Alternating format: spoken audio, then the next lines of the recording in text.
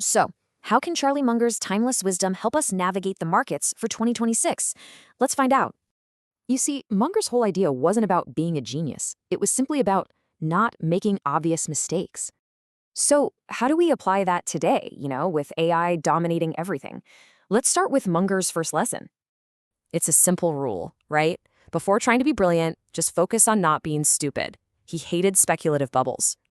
He famously called Bitcoin noxious poison, which perfectly frames the big question investors are asking right now. So yeah, is AI the next crazy bubble?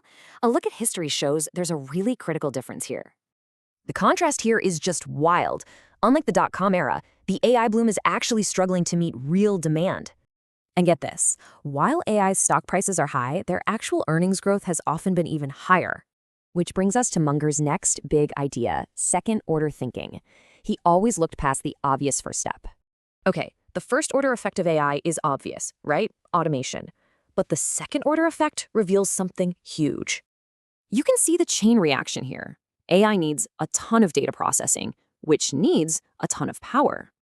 And that demand is growing fast. ChatGPT-5 needs 2.5 times the power of version 3. So while some jobs are disrupted, a whole wave of new ones are created to support this massive tech shift.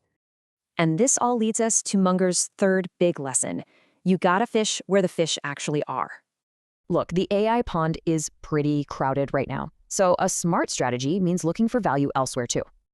These are some of those other ponds. Gold can hedge risk, while infrastructure is a huge, overlooked growth area.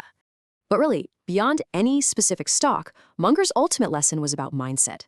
It's about playing the long game. At the end of the day, the best strategy is just having a long-term plan that's designed for your own goals.